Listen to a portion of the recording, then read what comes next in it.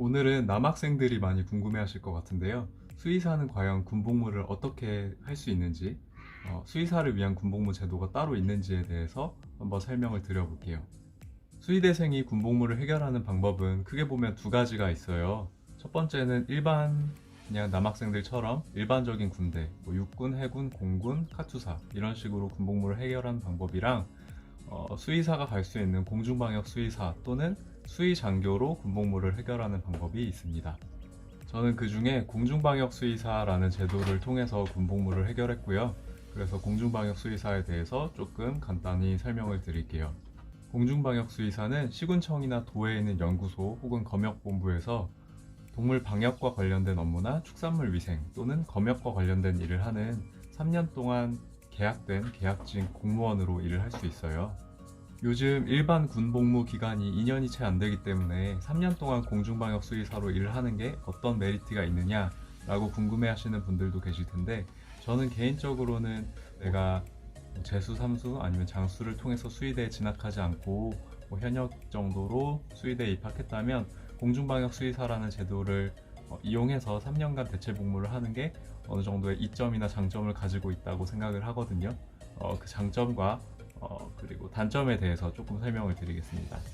먼저 장점에 대해서는 기본적인 월급을 받을 수 있기 때문에 어느 정도의 생활을 할 수 있고, 그리고 군복무랑은 조금 다르게 계약직 공무원으로 일을 할 수 있기 때문에 어느 정도의 자유가 보장된다는 장점이 있어요. 그래서 집에서 출퇴근을 할 수도 있고, 아니면 거리가 어느 정도 있는 곳에서 공중방역 수의사를 한다면 그쪽에 주거 지원비를 받아서 월세방을 구하고 거기에 살면서 일을 할 수도 있고요. 좀 다양하게 자유롭게 일을 할 수 있다는 장점을 가지고 있고요.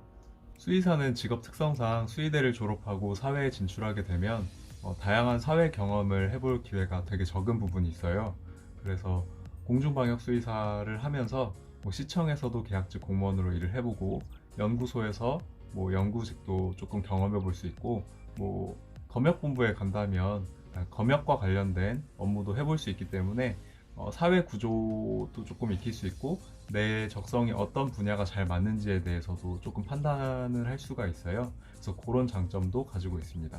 저는 개인적으로 공중방역 수의사로 일을 할 때 1년 동안은 시청에서 계약직 공무원으로 일을 했고, 2년 동안은 경기도에 있는 연구소에서 공중방역 수의사로 일을 하면서 직접 농장에 가서 체열도 하고 이것저것 검사도 해보고 대동물과 관련된 일도 어느 정도는 경험을 해봤고요. 그리고 연구직 관련된 실험실적 업무도 경험을 조금 해볼 수 있었어요. 그리고 마지막으로 시청에서 정말 공무원들과 같이 행정 업무도 많이 했었거든요. 근데 처음부터 수의대를 입학했을 때 동물병원 수의사를 꿈꾸고 갔지만 내가 정말 이게 맞을까? 다른 분야에서 내가 일을 해보는 건 어떨까? 라는 생각도 했었는데, 공중방역 수의사를 하면서 행정직 공무원이라든지 아니면 대동물 쪽 연구직 같은 쪽은 나랑 그렇게 잘 맞지 않는 분야이구나 해서 동물병원 수의사로 마음을 굳히는 계기도 됐고요.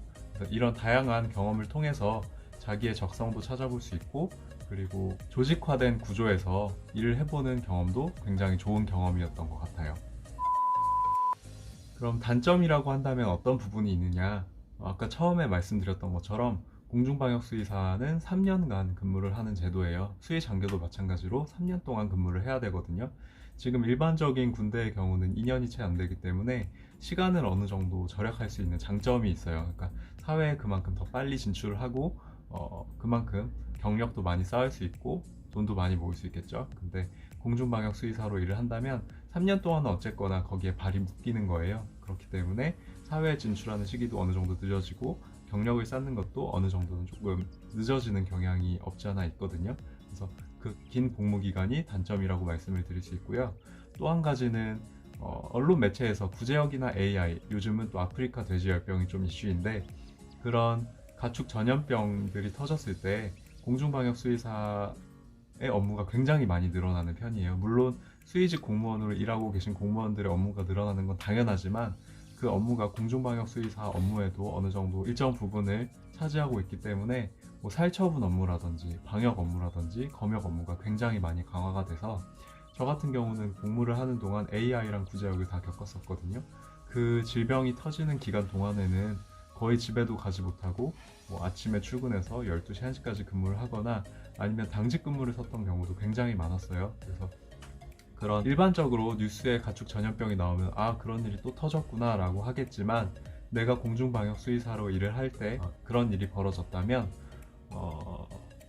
굉장히 힘든 군 복무 기간이 될 수도 있다는 것, 그게 또 하나의 단점일 것 같아요.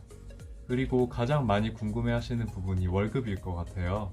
월급 관련돼서는 법제처에서 공중방역 수의사에 관한 법률을 검색해 보시면 어느 정도 자세하게 어떤 기준으로 어느 만큼의 본봉과 수당을 받을 수 있는지가 자세하게 기록이 되어 있거든요. 법으로 정해져 있어요.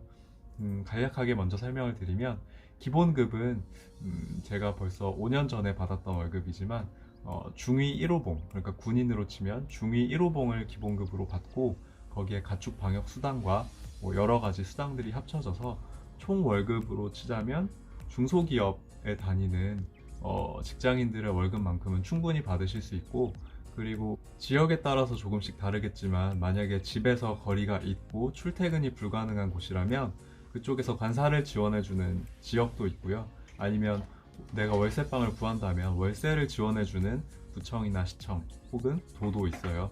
그렇기 때문에 주거비 같은 경우는 큰 걱정은 안 하셔도 된다는 그런 장점도 가지고 있습니다. 그래서 저는 개인적으로 수의대 6년 동안 다닐 때보다 공중방역 수의사로 3년 동안 일할 때 어느 정도 경제적인 여유도 조금 생겼던 것 같고, 뭐 휴가나 월차 같은 것도 사용할 수 있기 때문에 아무래도 방학하고는 비교할 수 없겠지만 그래도 지금 동물병원 수의사로 일을 하는 거랑 비교해 본다면 그 3년 동안의 시간 동안 제가 해보고 싶었던 것들 많이 할 수 있었고, 여행도 많이 갈 수 있었고, 어느 정도의 시간적 경제적인 여유가 있었기 때문에 굉장히 좋은 시간을 잘 보냈던 것 같아요. 다양한 경험도 물론 할 수 있었고요. 그래서 공중방역 수의사라는 제도는 개인적으로 저는 굉장히 추천하는 제도거든요. 그리고 지금은 가축방역 업무가 굉장히 중요성이 높아졌기 때문에 공중방역 수의사를 선출하는 그 인원수도 굉장히 많아졌어요. 그래서 대부분의 문제없이 6년 동안 학교를 다니고 수의사 면허증을 취득한다면 대부분의 남학생들은 공중방역 수의사나 수의장교를 지원하실 수 있고 합격이 될 거예요. 그래서 군복무를 어떻게 해야 되는지 고민이 된다면 공중방역 수의사라는 제도도 있다는 걸 잘 알고 계시고, 더 궁금하신 내용은 법제처에서 공중방역 수의사에 관한 법률을 찾아보시면 좀 더 자세히 알아보실 수 있을 겁니다.